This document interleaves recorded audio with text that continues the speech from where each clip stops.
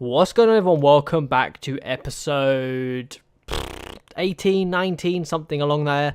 I'm not too sure, and I want to see what video it actually is. But we have bottled the season. It is the last two games of the season today, which means we are going to be at Sporting for at least another 2 years. Some of you will be happy about that. I'm not too disheartened. I think Sporting are quite a good side. It just may mean that the next sort of season or so I may spread it out a bit more instead of bringing you so many frequent episodes or frequent games. There might be bigger gaps in the league and maybe just more I don't want to say spontaneous updates throughout the save, but I'm just probably going to stretch it out a bit because obviously we need to win 2 league titles again now, so I don't really want this edition to drag on for too many episodes, too many days. So we bottled it ourselves since we last met. Of course, it was the 4-2 win, and then we went and drew 0-0 to Boa Vista. And as you can see here, if we click on Benfica, go to their schedule, they actually lost to Porto, which means if we had won the Boa Vista game, we'd be on 72 points, only 5 points behind them. So mathematically, it would have been possible to win the league. But of course, there's a few games underway still to go. I just thought it would be easier to bring you the last 2 games of the season. They mean nothing, but I thought it was better than just suddenly being at season 3.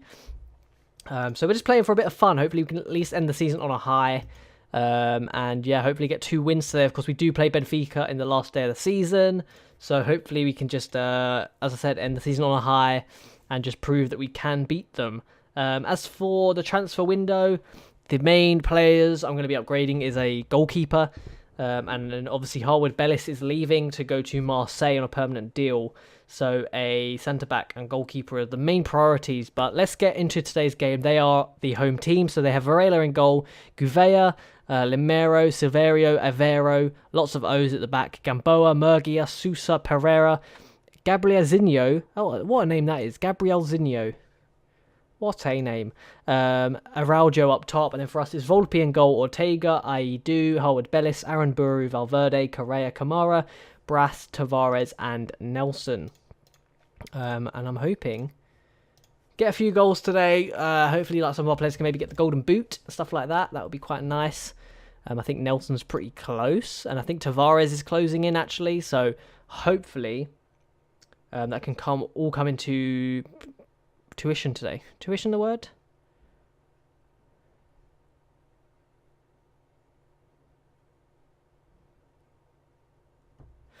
Apologies, I've got an important message here.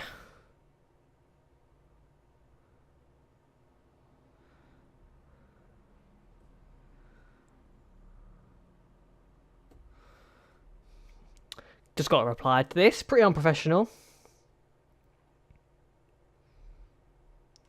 But we're underway here. We go. Correa bursting away into Reece Nelson. Burst into the box. Ooh, should maybe do better, but wasn't a bad effort nonetheless. Also have to try it. The problem is, I feel like I need to get my microphone set up right.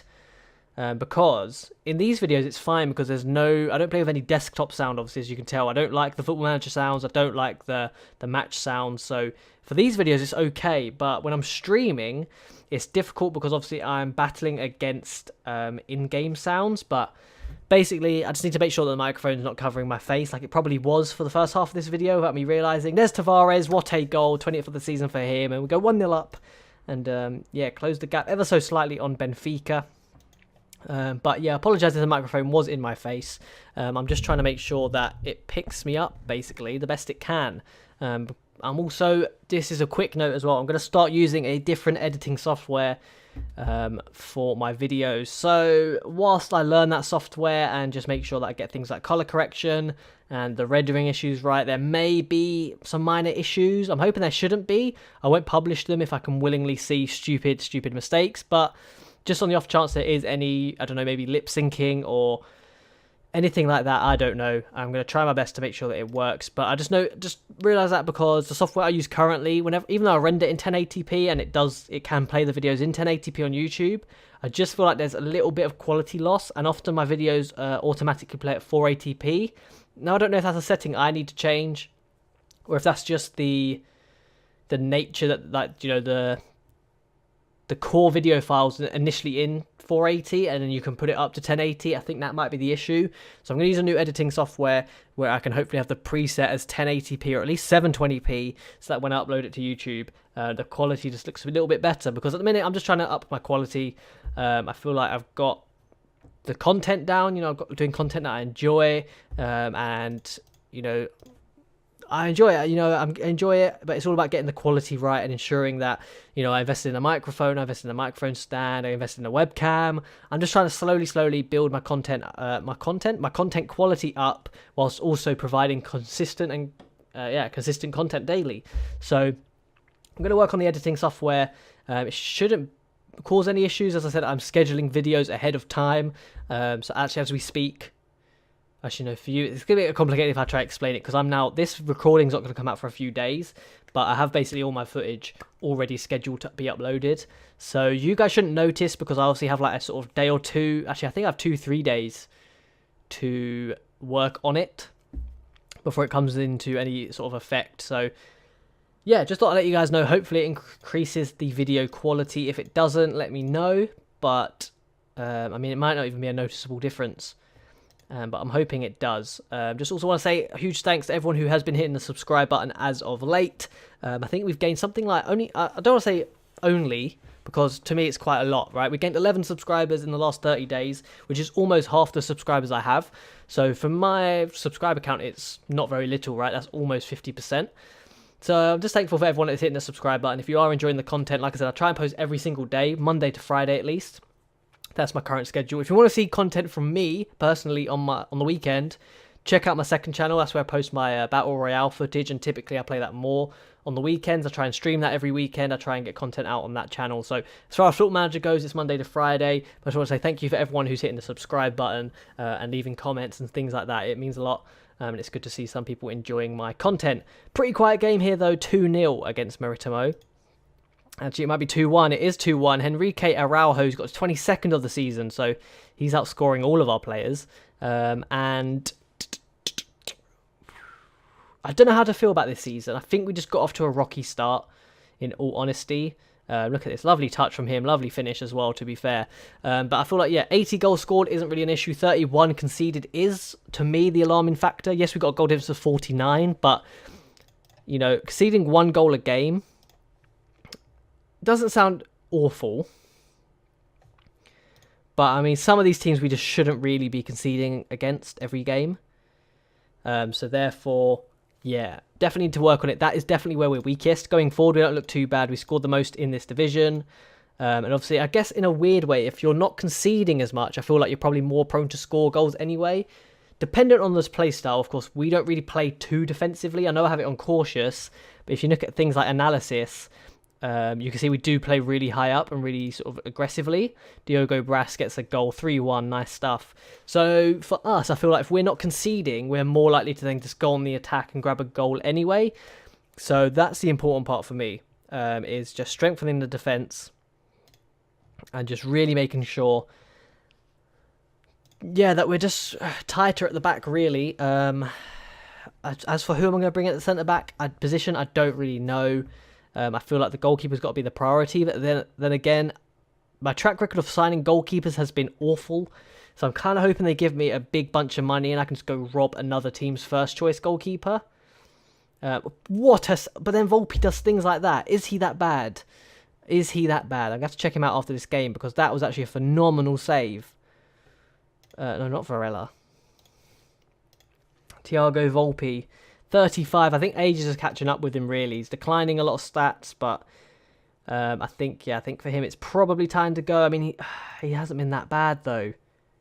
He's technically doing better this season than he was last season, but he was injured. Maybe that's the issue, is the injury time. Because as you see here, he only played 26 times this year, which means we had another goalkeeper for a period of time. We did. Rodriguez played. He doesn't look awful. Maybe the centre-back is the issue. Maybe it is. I don't know. I'm going to have to look into it. It's definitely something I'm considering, just getting a better goalkeeper. It never hurts to have a sick goalkeeper. You know, So maybe we just commit to that anyway, and then just work on the centre back situation. Because of course we do have Morass. Actually, he might be leaving. No, he's still here. We still have Morass, of course, and he's not too bad. And I say people go like, well, you don't want your centre back to be not too bad, but I mean he's 3-star and Volpe's only 2.5, so I feel like goalkeeper it is. Goalkeeper's a priority. I'm just rambling at this point. We're going to sign a goalkeeper, but my track record of goalkeepers hasn't been too good, so I need to work on that and need to make sure that I get a goalkeeper in. Brass coming forward, because going forward we look great. Ortega, well, maybe not great. Some games we've looked awful, but I mean, attacking wise, it's not our issue. Getting goals isn't really our issue. Gabriel Zinho has scored it 3-2 here. 3-2. Maritimo, what are they playing for? Europe. Wow. I'm getting confused between saying Europa League and European competitions. They're playing for the Europa League / European competitions, because technically they're the same thing, but that's what they're playing for. Belenenses actually fell off quite a bit, considering at one point they were second. And now they're all the way down in 6th, and they're actually like almost 20 points off of us, which I find bizarre. Nelson, lovely ball to Brass. Can't find the net, unfortunately. Guimarães, I reckon, probably deserve the Champions League spot over Porto. I think Guimarães have actually been very, very solid this year. And I think with Porto withdrawing from the Champions League last year, they probably deserve to enter back into the Europa League. So I think I'd rather see Guimarães going to the Champions League this year, providing they qualify, because I don't think they go straight to the group stage. Whereas we do. With this win, we do secure a group stage spot in the Champions League, which I think is pretty important. And we didn't play too badly in it this year. We did a lot better than we did last year, that's for damn sure. So I'm quite happy with the team. I quite enjoy it here at Sporting. Again, it does remind me of Lyon, in the sense that I just feel like we have a nice youthful core. That's sort of developing, as we go along. Not only are we getting familiar with the team and it's a nice environment, I feel like the players are also developing and getting better. As we win that game 3-2, we had 62% possession. We've outscored them basically, because at the back we did look a little bit shaky. So I'm going to go ahead to the final game of the season, where we play Benfica, where I'm hoping we can at least just rub something in their face. Oh, we beat you last day of the season. I don't know. That's all we're playing for at this point, is bragging rights. I'm going to jump ahead to that game. I'll catch you guys then. Wow, I feel like an idiot here, because basically over the weekend when I was streaming, my Streamlabs completely crashed. I had to uninstall it, reinstall it, and what that meant was all my keybinds have unbound. So usually I press Control and R to record my videos, just so I don't have to keep clicking it manually. I'm not in the habit of clicking it yet, so I still press the keybind. I've just recorded the Benfica game, which we drew 2-2, but obviously Streamlabs hasn't turned on because my keybinds don't work anymore. So I've just sat here, commentated a game that meant absolutely nothing, and I can't really go back and do it. And I guess I might as well just include this and say, hey, look, I did play the game. I did mean to record it.